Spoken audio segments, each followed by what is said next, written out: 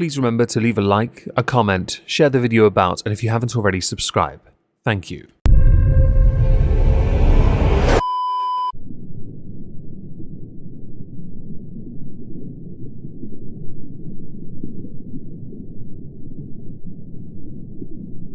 Well, isn't this just fantastic?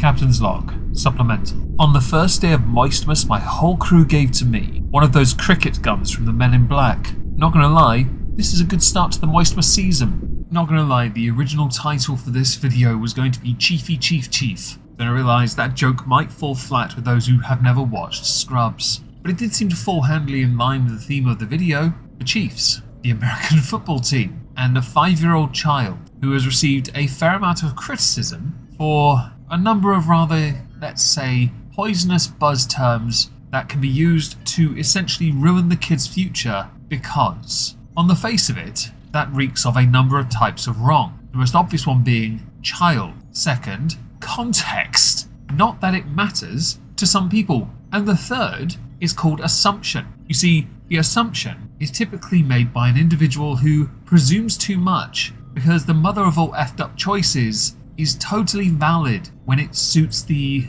agenda, the narrative you are trying to push. A rather dangerous one that could backfire massively to the tune of a lot of money in damages, which will at least put the kid through college if it goes that way. And it is always a possibility at this point, because when you F around, you find out. And the more you F around, the more you find out. The moral of the story should be this: never seek to assume without knowing all the facts first. And don't presume to understand a situation and speak on it as an authority without actually giving it some thought first. And we can tell when you haven't, because you've jumped to a conclusion without gathering any relevant information. And I refer to you generically, there are individuals that are going to be blasted in this video. On Twitter, the Deadspin Twitter account, the NFL needs to speak out against the Kansas City Chiefs fan in blackface and native headdress. Readers added context. Blackface is the use of dark makeup to mimic and exaggerate the features of black people in order to ridicule them. This fan's face is painted red and black to support the Kansas City Chiefs. Face paint is a popular practice at NFL games and is not related to blackface. There's more though, and we'll get to it soon. That is a child, Deadspin, and you're blasting a child for what can be considered blackface and cultural appropriation. Kinda want one of those headdresses? They look cool. It's not appropriation, by the way, to think that, or want to wear it, even though I'm blue. It really isn't. But apparently, we presume that this child is of non-native ethnicity, heritage lineage. Okay, we're off to a banging start. Deadspin, you have a golden check mark next to your name. This is interesting. The article that is linked in the tweet was written by Carron Phillips, which at the very top of it has an update. The update comes from representatives of 2 tribes, both federally recognized tribes, who do not endorse wearing regalia as part of a costume or participating in any other type of cultural appropriation. The article, though, scroll down past all the ads, it takes a lot to disrespect 2 groups at once. But on Sunday afternoon in Las Vegas, a Kansas City Chiefs fan found a way to hate black people and the Native Americans at the same time. It was as if John Gruden's emails had come to life. The image of a Chiefs fan in blackface wearing a native headdress during a road game leads to so many unanswered questions. Why did the camera person give this fan the attention? Why did the producer allow the camera angle to be aired at all? Is that fan a kid, teenager, or a young adult? Despite their age, who taught that person that what they were wearing was appropriate? The answer to all leads back to the NFL. While it isn't the league's responsibility to stop racism and hate from being taught in the home, they are a league that has relentlessly participated in prejudice. If the NFL had outlawed the chop at Chiefs games and been more aggressive in changing the team's name, then we wouldn't be here. Yes, they need to fall in line with the Washington Redskins. Didn't they change their name to the Commanders or something? I don't support the Commanders, the Redskins. I'm a Dolphins fan, although I do like the Bengals. I think that's a cool name. I think a lot of teams have very cool names, and the Commanders is not one of them. Ha! Your name sucks. You could have gone with Washington Losers and still sounded better. When it comes to something considered a more progressive change, Kansas is not one of those states. Kansas has been red for a long time. It is a safe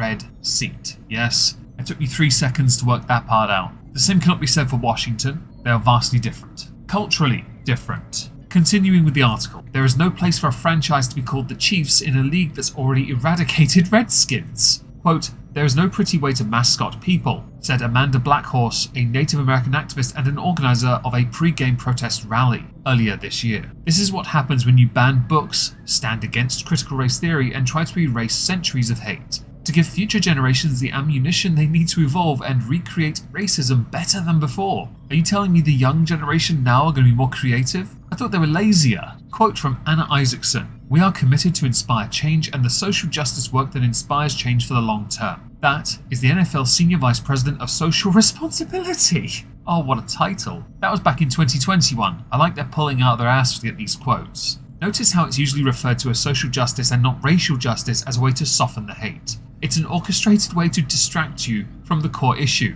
Yes, your fundamental misunderstanding, which we'll get to soon. Yes, we'll get there, don't worry. The article itself, by the way, goes on for a long time, and I'll give it a bit more before we then go to some tweets that are relevant and some videos as well. The idea that it takes all of humanity to end racism is not only asinine but insulting and infuriating. By doing that, you're taking away the responsibility and necessity of accountability from the ones who created it and actively participated in it. It's also cruel to expect the oppressed to assist their oppressors in termination of their own oppression. Do you realise you unironically used the word asinine, yet everything you just said was that? First of all, humanity does have to work together to resolve a problem. You can't resolve the problem if the people who are the victims of it refuse to help with the resolution. Accountability comes from resolving the problem, you donut. Additionally, you're already trying to make it seem like only one group has ever been the victim of racism in history. Are you this moronic? Slavery still exists to this day. It really does.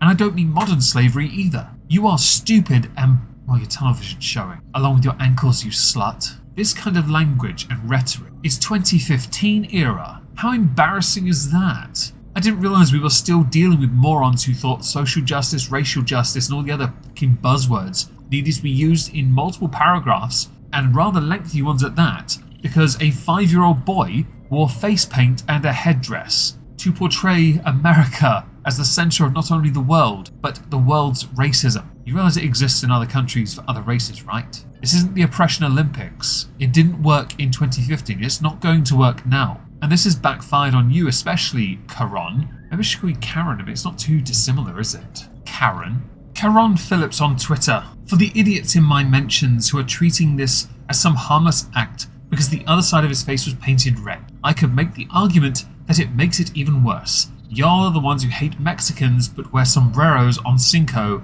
at Deadspin. This tweet has since been deleted. We'll get to why soon, don't you worry. Libs of TikTok. Shame on you, Carron Phillips at Deadspin, trying to ruin a young child's life. Hope he sues you for defamation. I'm not even joking. I hope his parents do as well. Real Kansas City Chiefs fans. Update. During Sunday's broadcast, Holden Armenta, from California native that belongs to the Chumash tribe. His dad is on the Chumash tribe board up in Santa Ynez. Everyone is making a massive deal out of this and only trying to show one side of his face to push their narrative. And there is some truth to that. Only the profile picture is being used, not the front. TC Drano, hey Deadspin, we found another one for you, or do you only target children? On the internet we have a rule when it comes to children. Don't target them. Do not target a child, ever. You target a child, doesn't matter for what reason, the internet will go for you. They really will. End wokeness. After defaming a little boy,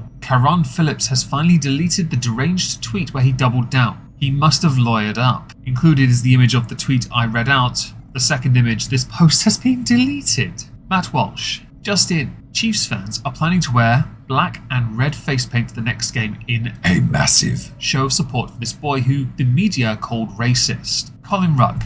Just in, the young boy who was labelled as wearing blackface by Deadspin is Holden Armenta. His mother, Shannon Armenta, confirmed that her son was the one at the middle of the controversy. It gets even better. Chiefs players saw Holden during the game and decided to join him with his tomahawk chop. Black players were so offended by the blackface they copied his chop. What an embarrassment for Deadspin. Included is a video. I have it.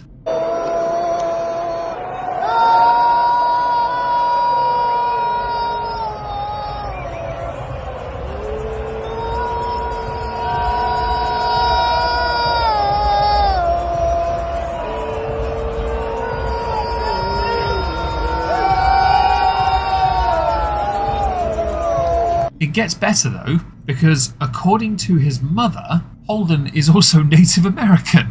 So the very kid accused of cultural appropriation hasn't culturally appropriated anything, really. This is a picture of Holden's grandfather, Raul Armenta, business committee member of the Chumash Indians. This doesn't look good for Carron at the moment, does it? I want to draw attention to a couple things. First of all, you assumed he was just some white kid, and therefore cultural appropriation and racist. Any excuse to label a child with some words that will tarnish his life, all because social justice, racial justice, critical race theory, and all the other nonsense you want to push. And I will call it that in this context, because you are happy to do it under that pretense. It should be noted that you are basically no more than a disgusting virtue signaler, Carron Phillips. On your Twitter, the AJ Perez Santa Ynez Band of Chumash Indians statement, you tweeted out with the eyes looking to the side emoji as if it vindicates you. Many people underneath saying, race hustlers trying to make a buck, go F yourself, I hope you're proud for trying to ruin the life of a kid, you're the problem with the world these days, still trying to climb out of this hole, take the L and apologise. And Carron would like to speak to a manager. All of which is highly appropriate and accurate to describe you, because you're nothing more than a beta. You use the child for relevancy. How desperate are you? I have an amazing update about this woke writer who tried to get the NFL to speak out against his child for wearing blackface. And just a reminder, when people were like, hey, his face is half red, it's team colors, he said he could make a case that that's even worse. I don't even know why he brought the Mexicans into this, but is he saying that it's even worse because red, Indian, etc.? Lo and behold, this child is Native American! His mom took to Facebook to denounce this writer, and apparently his grandpappy is a pretty big deal. And to remind you all, in his article, he's like, this is why we need critical race theory! Just a reminder that this is blackface, white people dressing up like black people to be caricatures. This is not blackface, this is a fan very excited to participate in the game. If you are so hurt by history, don't belittle it in this kind of way. If you are so desperate to find your boogeyman of racism, you will go paranoid about every bump in the night. This man not only owes an apology to that child and his family, he owes one to the NFL as well. Dear Carron Phillips,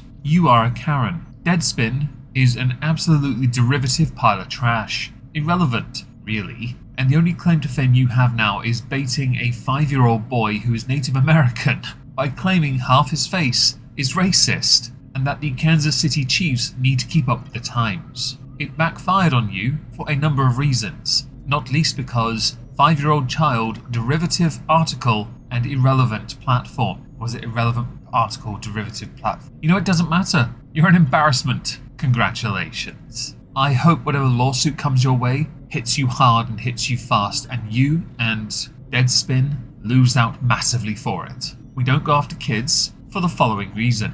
All right, today we're going to talk about how we can find out and how much we can find out and what it takes to get there. So first we have to decide how much do we want to find out.